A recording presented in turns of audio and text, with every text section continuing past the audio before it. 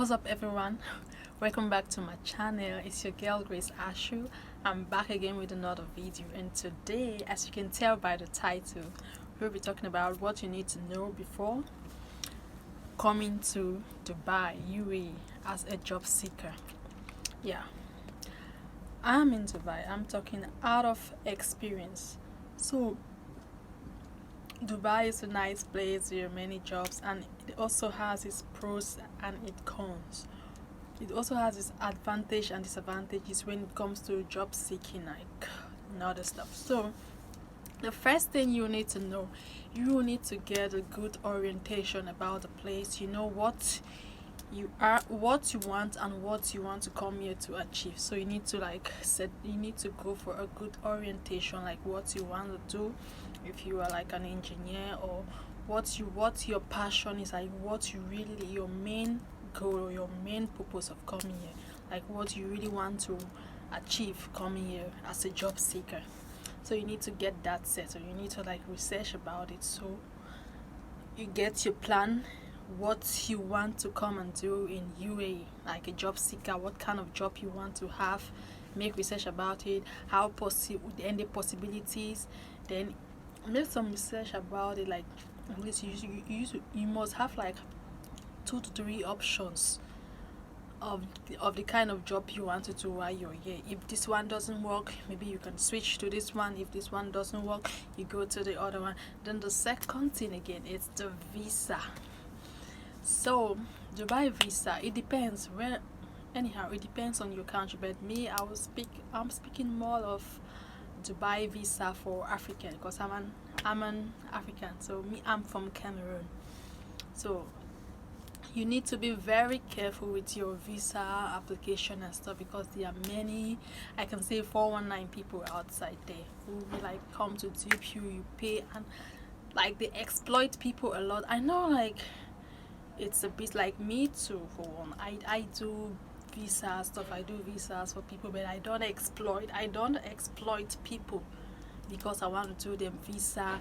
Some people take more than 100% of like the visa. Let me just say, like for example, a visa can be 1,000, or let me just say a visa can be 2,000 dirhams for this nationality.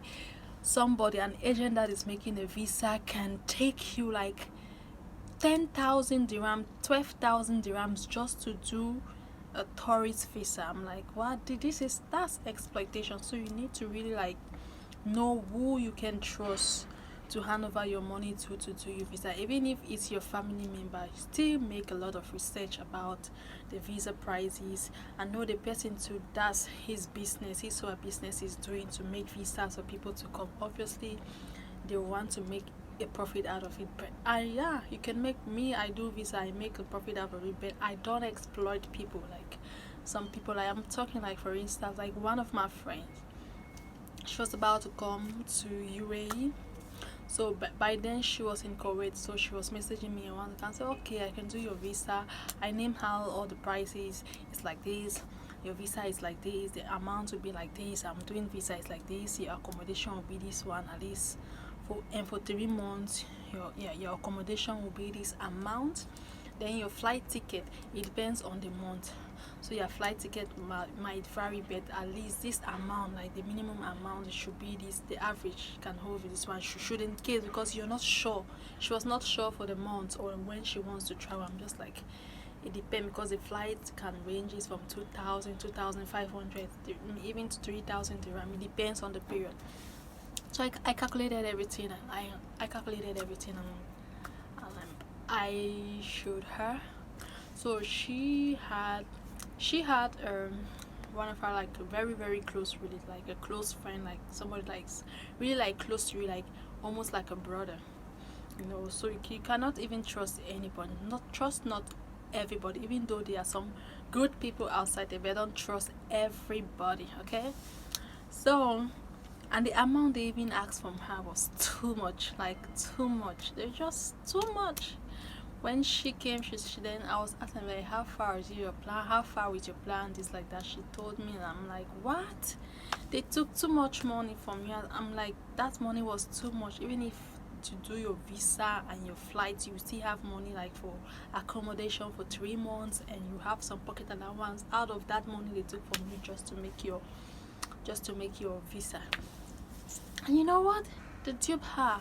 They said it's going to be an employment visa, but it's only when she entered the country she realized they made her a 2 weeks visa, not even a 1 month visa. They take you money and they tell you they're going to do you they told her they were going to do a 2 years residence visa. She's just coming with direct employment, she just start working, blah blah blah. But she came on arriving 2 weeks visa, and she just have one week. The moment you step, a day has already passed. So she had like one week and 6 days. 1 week and 6 days for the visa already. I'm like, oh my god. When she messaged me, I was so pissed off. I'm like, what kind of a human being is that? How will you exploit your own person? Even if I know it's like it's your business, you do visa, I know you have some small profit, like some profit you want to make, but not like you're exploiting the person. So how can you demand close to 12,000 15,000 dirham just to make a 2 weeks visa? 2 weeks visa and flight. Then the worst part of it is like she was stranded in the airport. I know many of my friends, and I had another friend that just came to from Nigeria. The agent that did the visa, when they arrived in Dubai airport, they called the agent. He was not picking. The number was not going through. The number never went through. So it's like the person just bought a SIM card he will be using for that particular transaction. As soon as he's done, he just like get rid of the SIM card. It was like, I'm just like, my dear, God is just be patient. So, and when she arrived at the airport, she called. Nobody was there to pick her up. God, nobody was there to pick her up, and it was so like kind of stressful. So that's what I'm saying. Like, if you want to do your visa, you need to be careful. They can carry out a research about it, and also when the person is applying for your visa, before you even want to travel, you can check it online to see the status of the visa, like how the duration of the visa. You can do that. There's one website you can log in your name and your credentials, and they will tell you the duration of your visa. Then also, the third thing you need to know before coming to UAE as a job seeker, that will be the accommodation. As you can tell, no one will actually tell you like this is how the accommodation is in UAE, in Dubai. I for one, I never knew like what they told me before coming here, because if not, my mom would even have allowed me to even step out of Cameroon, like, because in Cameroon you have a house on your own, your parents in an apartment, and it's good. I'm like, oh my god. Then they told me like, okay, you will join with somebody, like, or maybe like 4 people, you rent an apartment maybe like 3 rooms and a parlor. So the only thing you have to share is the parlor and the kitchen. I'm like, okay, that's not bad, but I will have my own room. I will have a privacy there. I was like, okay, but that was not the case.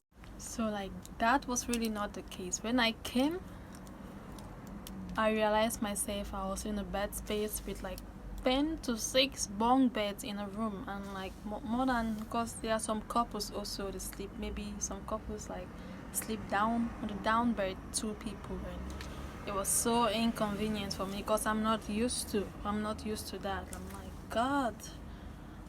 So when coming, you need to put in your head like, also the rooms are very expensive. Accommodation is too expensive. So to rent a room like an apartment alone, it means it's when you having like a skilled job, like a job on your field of study, you studied in school, then they can pay you high. You can even take an apartment alone. But if you're doing this menial, like a sales associate job, waiter, cleaner, all these kind of little jobs you're doing, is a bit difficult to take just a room even on your own, because sometimes a room can be for 2,000 and your salary is 2,000. A room can be for 2,500, your salary is 2,500. So It all depends. Or maybe you can just go and take a mate room for 1,000, then your salary is 2,000.